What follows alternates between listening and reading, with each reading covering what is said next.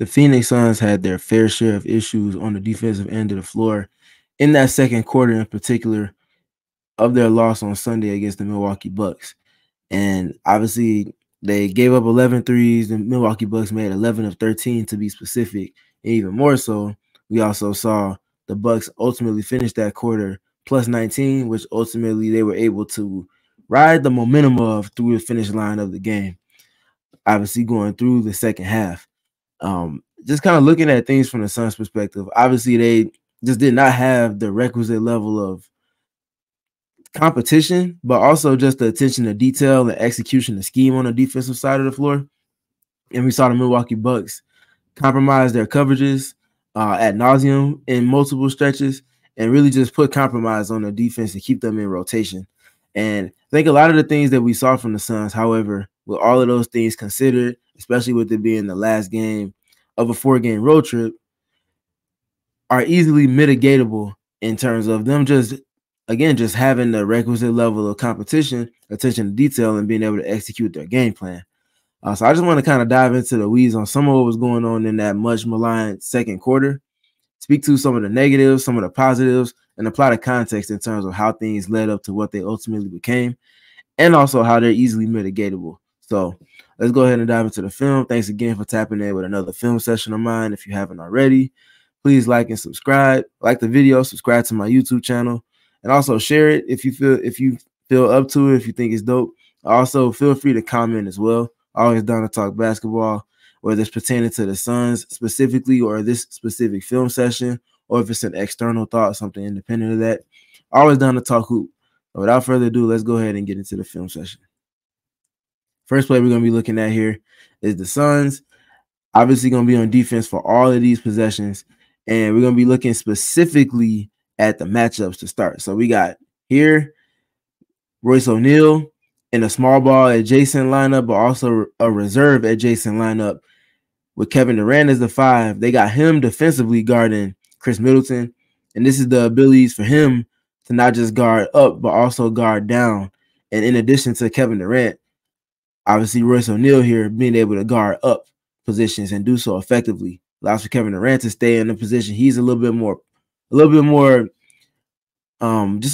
comfortable defending in, but also allows for Royce O'Neal to display a lot more of his values that he brings to the team. Being able to guard up, guarding Bobby Portis, the main screener, being able to make those action switches, also hold him up in the post, all of those little things. In addition to both of those things, however, consistent with the cross-matching that we're seeing from the Suns, Bol is in. So they're going with the Royce O'Neal, Bol, Kevin Durant front court to start the second quarter here. And we also see Bol guarding the opposing point guard, deemed a non-shooter on the scouting report, Patrick Beverley. Got those things squared away. Let's kind of get into the action a little bit. And what we're going to see here as the Bucks kind of flow into a little bit of weave action that ultimately ends up with the empty corner dribble handoff between Bobby Portis and Chris Middleton. Talked about the cross-matching, talked about the switching that enables the Suns to switch that action initially. They got decent matchups with Kevin Durant on Bobby Portis. They're more than okay with that. Chris Middleton being guarded by Royce O'Neal. They're more than okay with that. All of this movement on the second side as the dust settles on the primary action and they respace. There's nothing going on over here. There's nobody in particular that they're completely worried about. And the help defense, because of the manipulation of space and this empty side action here, they're not even going to have anything to do with this play. So coming back to the primary side, we see Royce O'Neal at the point of attack now. They're going to do a good job just mucking up the pace, mucking up the rhythm of action to come. Ultimately, we're going to see yet another switch as Bobby Portis comes in to set the screen. Matchups are right back to where they started. Nothing, again, is going on the second side, even though the Bucks have done a decent job with their respacing around the primary side's action. So as we see things kind of flow through a little bit more, we're ultimately going to see Kevin Durant guarding one-on-one in isolation in that empty corner with Chris Middleton. No action's been ran. This is an A-plus possession defensively for the Phoenix Suns. Flattening out actions, good communication, solid switching, containing the ball. Kevin Durant going one-on-one in isolation with Chris Middleton. And in addition to that, as we let it flow through a little more, you see the influence, and he's not going to allow him to get back to his right hand late in the shot clock. All A-plus from the Suns. In addition to this closeout, we're going to see from Kevin Durant on Chris Middleton, impacting the release, impacting the line of sight, also closing out off position so that he's not running into that landing space of the shooter and picking up a bad foul on the closeout. all A+ efforts across the board. Attention to detail is on point. The Suns are going to lose this possession in terms of make or miss. But again, you can't quantify defense in this NBA's era based off of solely makes and misses. That's a great defensive possession. There's a tough shot made late in the shot clock that sees a great contest that comes off the dribble from the corner. Great possession from the Suns on defense. Got to shake their hand on that one. Next right here we're going to see from the Suns is in transition, obviously a modest transition break. I'll note that as well. We're going to pay attention to players being matched up. We got Kevin Durant containing the ball early in the possession. Royce O'Neal's there. Eric Gordon's there. Bobo is there.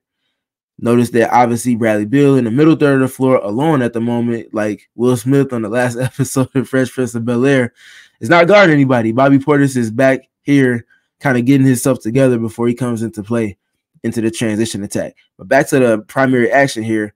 Again, there's not a dominant threat in terms of someone to drive the basketball at the point of attack here, but also the trust in Kevin Durant there. He's contained that. There's nothing to worry about. You don't need to play pack line. You also don't need to swarm the paint or take away the paint in this specific context, given who the matchup is with Chris Middleton. All of those things considered, watch what the Suns do in terms of their transition defense. And I'm going to pause it here. So we talked about the matchups. We talked about Bradley Beal waiting for Bobby Portis to come into play. The Suns are defending, again, a very, very modest transition break from the Milwaukee Bucks, as if this is Giannis Antetokounmpo, Zion Williamson, a John Morant type of player that's going to put pressure on the paint and put pressure on the rim, and you want to kind of be there in anticipation for rotations for the person on ball being beat off the dribble.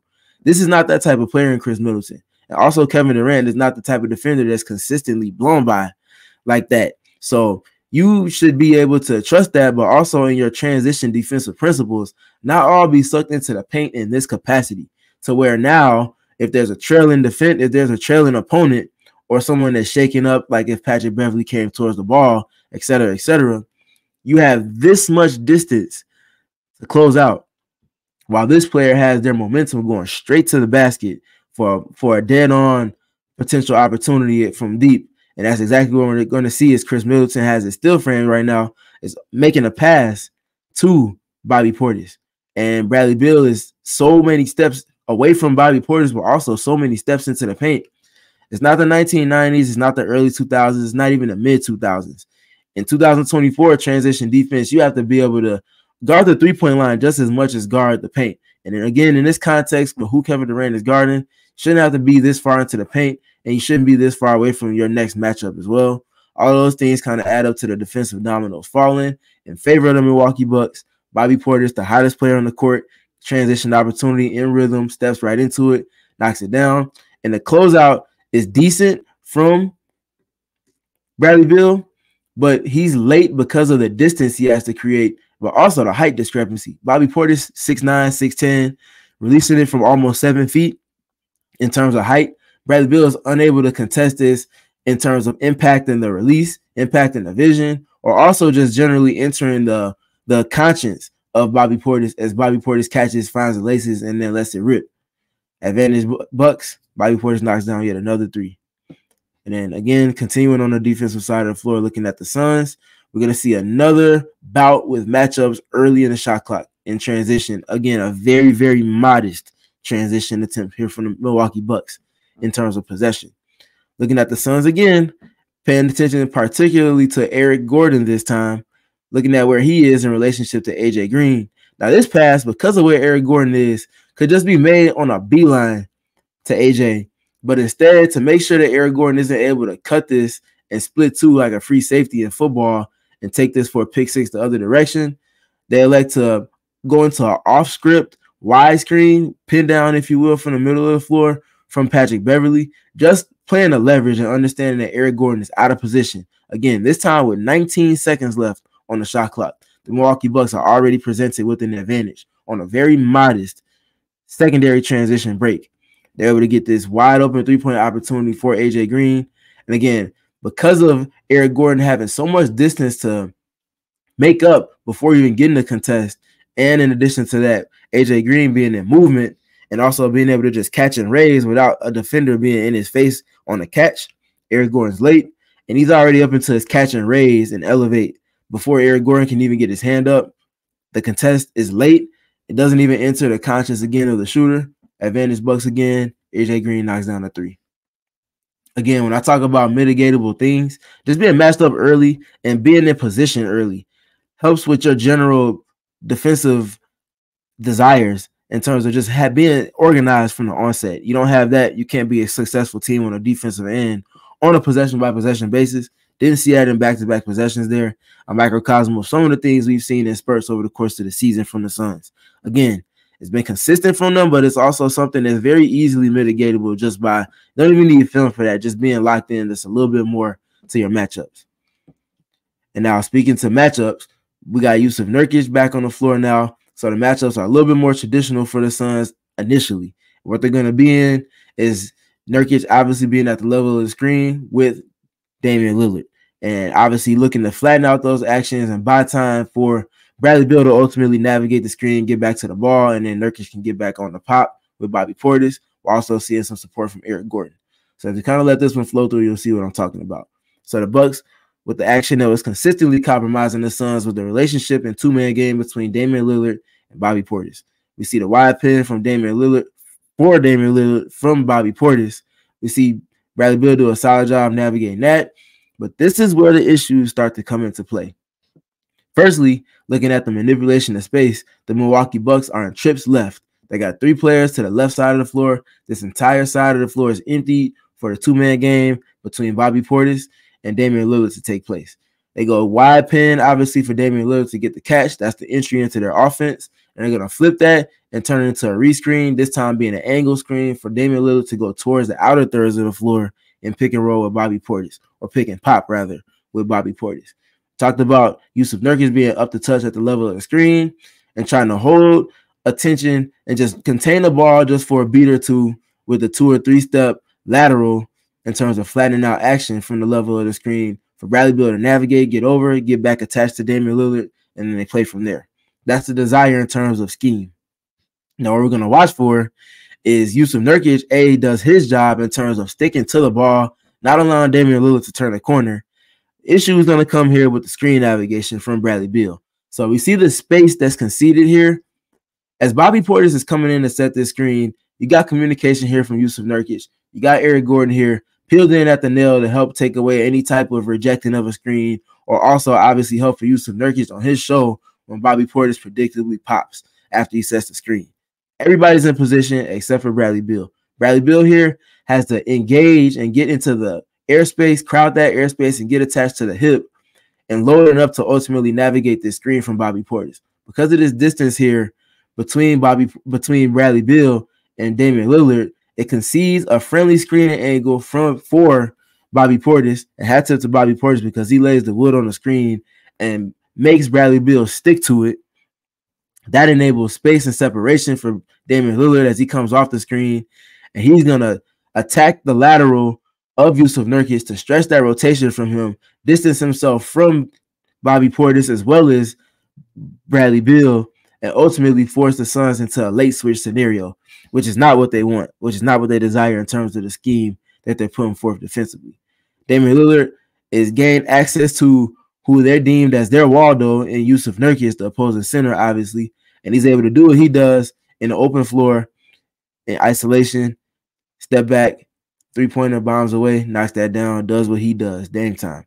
But the issues persist from the onset of the possession, again, starting with, the screen navigation from Bradley Beal. He's got to be better with closing that airspace. If he gets attached to this hip, the inside hip of Damian Lillard, and steers the wheel from the point of attack, he's going to force him directly into Jusuf Nurkic, but he's also going to set himself up for success in terms of defending in that coverage and not sticking to the screen, making that screening angle a whole lot tougher for Bobby Portis, teetering the line of a moving screen, illegal screen, and just generally keep himself, like I said, in position of executing the scheme. They don't get that, and the Milwaukee Bucks end up getting a bucket.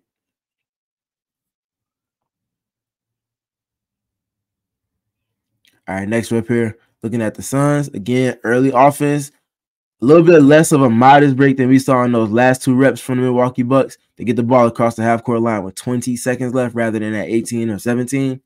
Nonetheless, we see the Suns Scrambling early in the clock, not matched up again. This time the culprit is going to be, and I get it back to where we were. This time the culprit is going to be Yusuf Nurkic. So now we see as the Milwaukee Bucks get into action just a little bit. We got the ball here with AJ Green on the catch. He's going to kick it to Damian Lillard. Everybody's matched up for the Suns except for Yusuf Nurkic. He's in the middle third of the floor alone, not guarding anybody. Now, at this point, at 6'11", the Suns with this lineup on the floor were getting into their cross matching, which we'll talk about a little bit more in the clip to come after this one. Nonetheless, with transition, it's not necessarily about matchups. It's just finding somebody and having responsibility for them and working your way out from there.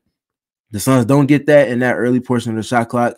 They're going to concede an advantage to Bobby Portis on relocation, as you see him here, originally guarded by Kevin Durant.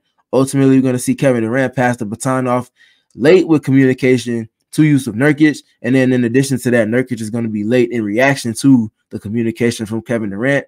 Advantage Milwaukee Bucks. You see Bobby Portis wide open. You also see the long range, long distance dynamic rotation that Yusuf Nurkic is tasked with making. Not his strong suit, not something he's accustomed to.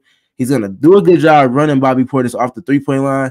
But again, with him having all of his momentum moving this direction, he's not going to be able to chop down and then not just close out, but close and recover laterally. That's just not something he's going to be able to do. Bobby Portis with an easy one-step dribble to the left, escape dribble. And again, because he's in such rhythm from everything stemming from that late first quarter stretch through the early second quarter stretch to this midway point, he's been on fire. That one dribble to the left is not going to throw his rhythm off. Advantage Bucks again, knocks the three down. And now speaking to what I alluded to in the last rep, the Suns in the same lineup now are in their cross matching. We got Yusuf Nurkic guarding Patrick Beverly, again deemed a non-shooter on the scouting report from the Suns. So Nurkic is going to be looking to show as much help as he possibly can. The counter to that, obviously for the Milwaukee Bucks, is using whoever is guarded by Yusuf Nurkic as a screener. And we see this early offense hunt screen set for Damian Lillard from Yusuf Nurkic's man, Patrick Beverly. Sets the screen to bring Nurkic into action. The Milwaukee Bucks, with 17 seconds left on the shot clock, find their Waldo. And the Suns at this point, in addition to them being in cross-matching, are also 5-out switching with protections in that specifically for Yusuf Nurkic. So they concede the Waldo advantage to the Milwaukee Bucks early in the shot clock, knowing that they have protections in there for it. And the protection, as we see here, coming from one pass away, is Kevin Durant firing off of his man from one pass away to kick Yusuf Nurkic off the ball and to neutralize that mismatch that they ultimately conceded, also forcing the Milwaukee Bucks to bleed away the shot clock and also getting the ball out of Damian Lillard's hands. Checkbox, checkbox, checkbox. Job well done from the Phoenix Suns. They rotate back out. Grayson Allen is decent on this rotation. He's not going to obviously run Jay Crowder off the three-point line this far away from the line, but also above the break. That's not a shot that he typically takes. But he could be better with this rotation in terms of the closeout and being better with being able to not just close out, but recover and take away the drive instead of just sticking to the hip. Nonetheless, he sticks to the hip. He's still in decent enough positioning to get up a contest on this floater from Jay Crowder. It's going to be a miss.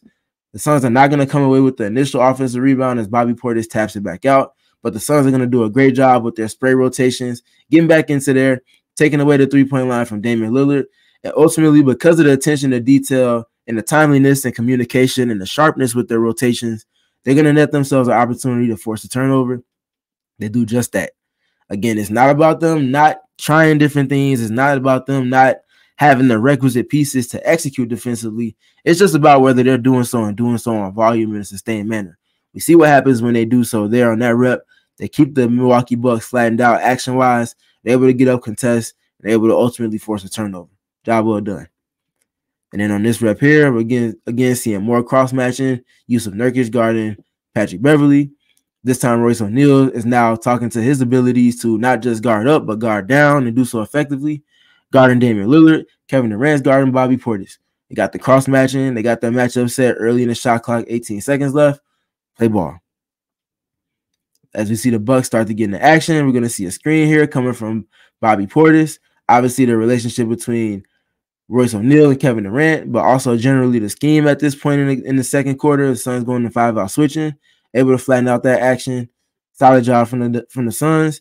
The Milwaukee Bucks have hardly ran any action and now it's Kevin Durant one-on-one in isolation with Damian Lillard. And the Suns are going to be okay with this, and they're going to do a solid job of just defending well Kevin Durant, taking away the three-point line, firstly, from Damian Lillard, and then staying attached to his airspace, gets up a solid contest on the three-point attempt. Again, this shot taking place with 8 seconds on the clock. The Bucks haven't ran any action, and it's a long-range two-pointer that's hotly contested from Kevin Durant. A+ from the Suns. Again, tough shit. Big time players make big time plays, like Stacey King always says. Big time shot from Damian Lillard, one of the best shot creators and tough shot makers in the league. Shake his hand on this rep. You did your job defensively. And then getting into this rep, we're going to see a little bit more of the Suns not being matched up early in opposing offensive possessions, defensive possessions for the Suns. 20 seconds left on the shot clock. We're not going to see Devin Booker matched up with his man. We talked about the Suns being a cross-matching. Obviously, Yusuf Nurkic guarding Patrick Beverley. This time we got Grayson Allen at the point of attack. And looking at Devin Booker, he's showing as if he's guarding Patrick Beverley in this action.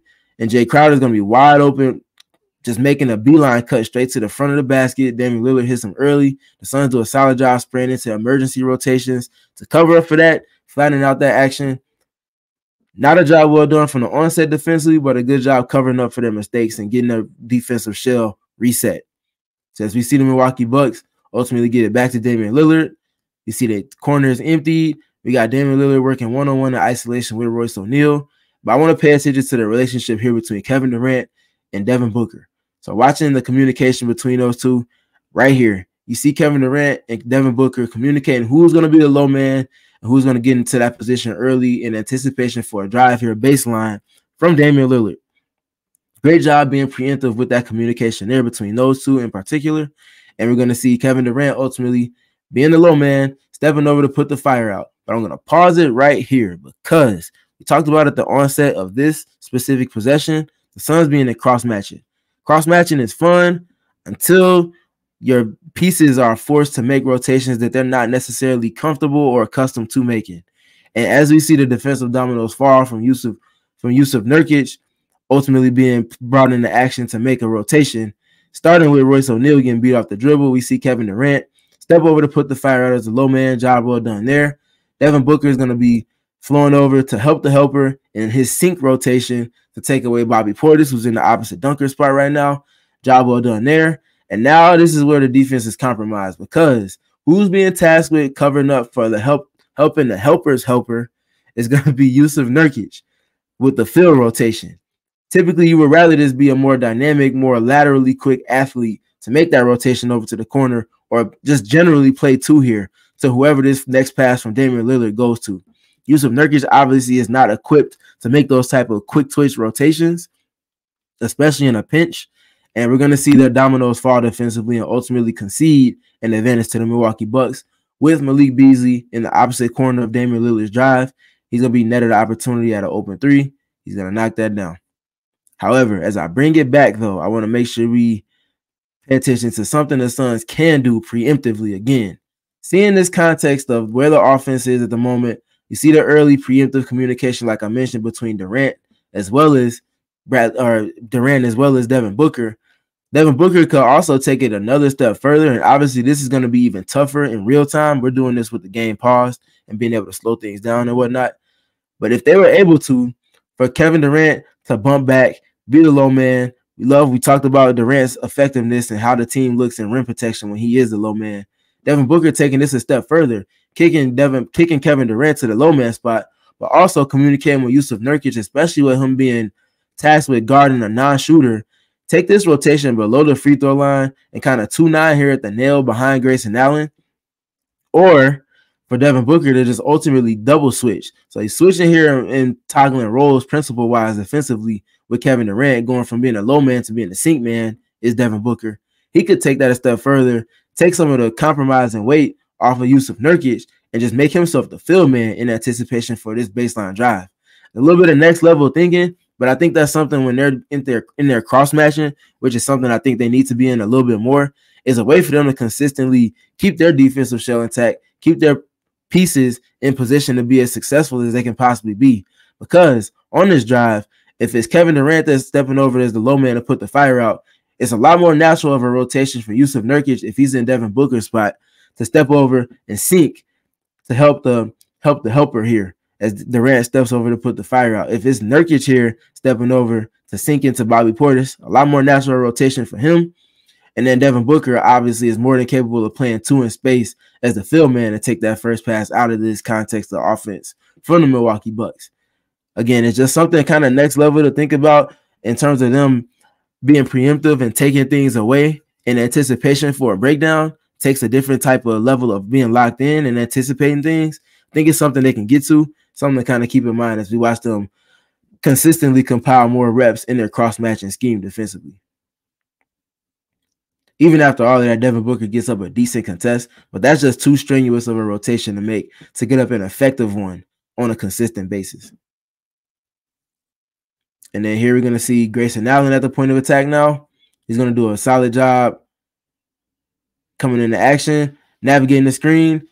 This is not actually the coverage that the Suns want to get into. They're supposed to be icing this ball screen, meaning at the point of attack, Grayson Allen is supposed to be forcing Damian Lillard away from the screen, canceling the screen, not allowing him to use it. And Yusuf Nurkic is obviously here to keep it towards the sideline rather than Dame getting towards the paint and getting towards the middle third of the floor. Nonetheless, coverage is burned, but Grayson Allen does a solid job not losing containment and not losing leverage on the ball. Navigates that screen well, stays attached to Damian Lillard. The Suns are in solid positioning because Bobby Portis is not spaced in the corner. He's spaced in the opposite dunker spot of where action initially took place over here at the basketball on the Bucks Wisconsin State logo. This is good because with him being attached to the hip and still containing the ball, Damian Lillard is going to ultimately be driving right into 7-footer with a 7'6" wingspan, Kevin Durant, that's obviously going to be more than capable of contesting at the basket. In addition to that, Devin Booker, spaced on the weak side here, is the low man, has Patrick Beverley. Not worried about him, helping all the way off of him, as you can see already with 1 foot in the paint. He's going to just step over, crowd the paint, swarm the paint, in addition to Kevin Durant stepping up in rim protection, and they're going to be in solid positioning. But the issue is because Damian Lillard was such an imposing fire to put out for the Suns defensively, we're going to see Yusuf Nurkic overreact to the on-ball action, overhelp. I talked about Grayson Allen being in solid position and as well as having help behind that. Nurkic is going to overhelp here, jumps over the help line, and that concedes this KG behind the back pass, well-timed behind the back pass from Damian Lillard over to Brook Lopez. And again, we talked about Nurkic not being the best with having to make rotations and play with multiple efforts on defense. Not his cup of tea. Puts himself in that position off of the overhelp. Advantage conceded to the Milwaukee Bucks with their 5-out spacing, having their center spaced above the break, making this a long rotation for Nurkic. He's going to do a decent job rotating back and getting into it as the ball double skips back to Lopez. It's going to be a miss, but again, process-wise, you don't want to keep yourself in these scenarios where you have to make these long-distance rotations if you're Yusuf Nurkic. It's just something the Suns have to work through, something that they could definitely use a film session or two on, which I'm sure they went over a few times, for opponents to come like the Oklahoma City Thunder, who have 5-out spacing centers, as well as the Denver Nuggets. And then this next rep here, talked about the Suns being in 5-out switching, 15 or red, if you will. Talked about them being in ice. Talked about them being in with Nurkic at the level of the screen. We talked about their cross matching. Now we've gotten to them being in their 3-2 zone. Toggle through multiple schemes, multiple different types of coverages, as well as the 5-out switching with the doubles to kick Nurkic out of mismatches and all of those protections within everything that they're doing. Cycling through a whole lot of things in this second quarter. Get to the 130 mark, and we're seeing the Suns now trying out their 3-2 zone with their starting lineup on the floor. And we're going to talk about a protection I would love to see them add into their rotations in their 3-2 zone after we let this play kind of flow through. And the issues for them with their 3-2 zone is their lack of ability to contain dribble penetration that ultimately leads to them conceding three-point opportunities like we see here again in the corner from Malik Beasley. So as we bring this one back, and we talk about how the Suns can mitigate those things within their process in the 3-2 zone.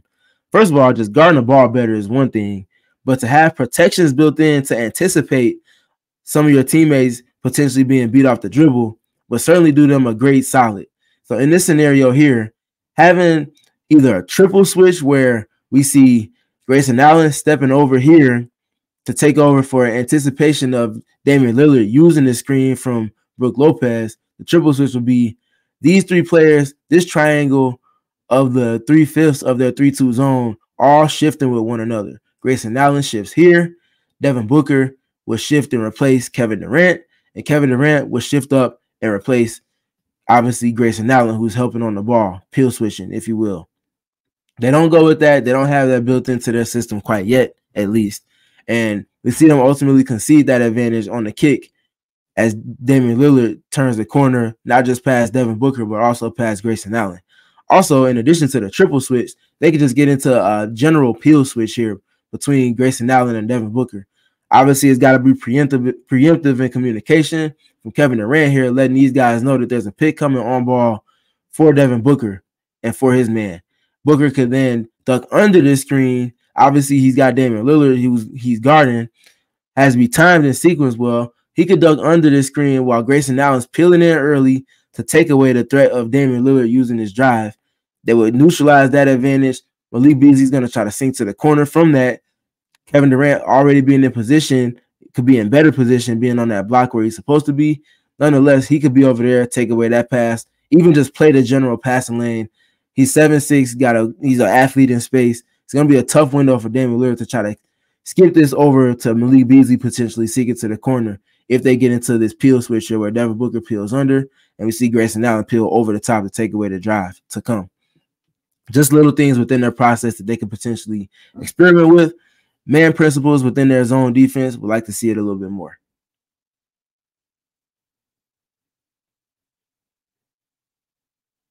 A couple more reps coming here. Get to the underneath the minute mark in this first half. And now we're going to see the Suns. We talked about all the multiple schemes, coverages, protections, matchup tactics that they've used. We see yet another one sprinkled in here, and it's going to be the peel switch. So as I bring it back just a little bit more, not the peel switch, excuse me, the pre-switch. So we're going to see a pre-switch here with this kind of ram screen that Malik Beasley setting for Brook Lopez. Yusuf Nurkic is going to communicate on the screen for Grayson Allen to go ahead and take Brook Lopez as he goes to set this screen on ball for Damian Lillard. And what we're going to see here from the pre-switch is that ultimately cancel the screen that's ultimately to come. The Suns are forcing them to bleed the shot clock as well as flattening out actions. Job well done there in execution.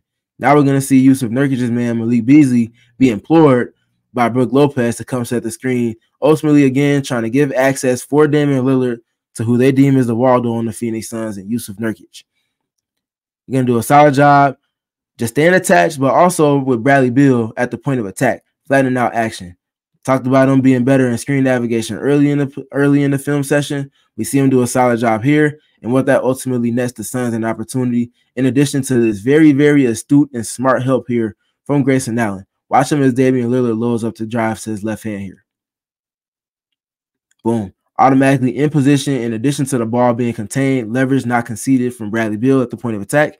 Job well done there. Job well done here. In addition to that, protection. You got this guy helping over on the drive. Obviously, smart offensive players are going to 45 cut or backdoor cut this to make the defense rotate, be a shake-up here, potential three-point opportunity, but Jay Crowder's not that type of player, which plays into the Suns' favor here as we see Kevin Durant with the emergency peel switch off ball this time for Grayson Allen to cover up for his teammate. So he's helping the helper, peels in early off of that corner. We see the shake-up like I talked about from Jay Crowder, accompanied by the cut and replace action. Brook Lopez on his 45 cut, the backdoor cut. We're going to see a good job from Kevin Durant taking over with the peel switch, but also doing so with activity with his hands. Gets his hands on the ball. This is a potential steal opportunity. Luck is just not in the favor of the Suns in terms of the way the ball caroms off of Durant and Brook Lopez's hands.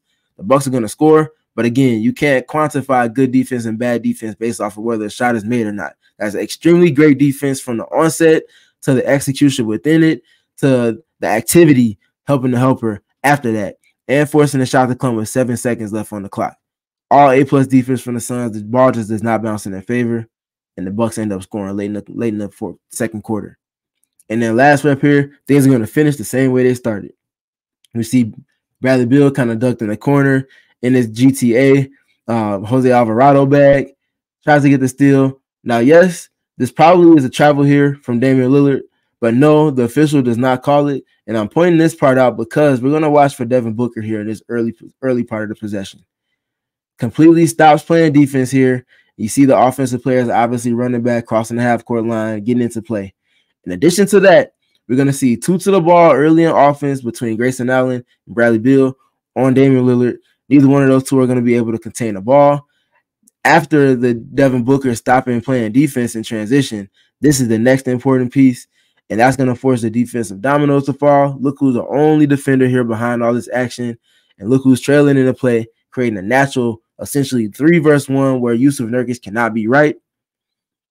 We're going to see early offense paint touch from Damian Lillard, engages Nurkic just enough, creates a rotation on the closeout, kicks it to Patrick Beverley. Quick +1 pass from him to Brook Lopez is going to net Brook Lopez an opportunity at green shot quality early in the clock. Advantage Milwaukee Bucks.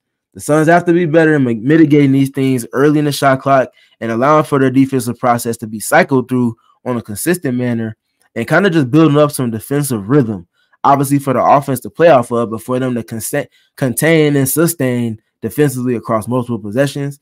Was not good effort in that second quarter against the Milwaukee Bucks. They've certainly shown they can be better. They've certainly shown that they can execute in schemes like we talked about multiple times in this film session alone. It's just all about them having the requisite level of energy and attention to detail to what they're doing and executing consistently within that. They get back into that space, they can certainly still be the team we all expect for them to be and they expect to be from themselves. It's just a matter of how quickly and how in a sustained manner they're able to put forth their defensive process and do so effectively.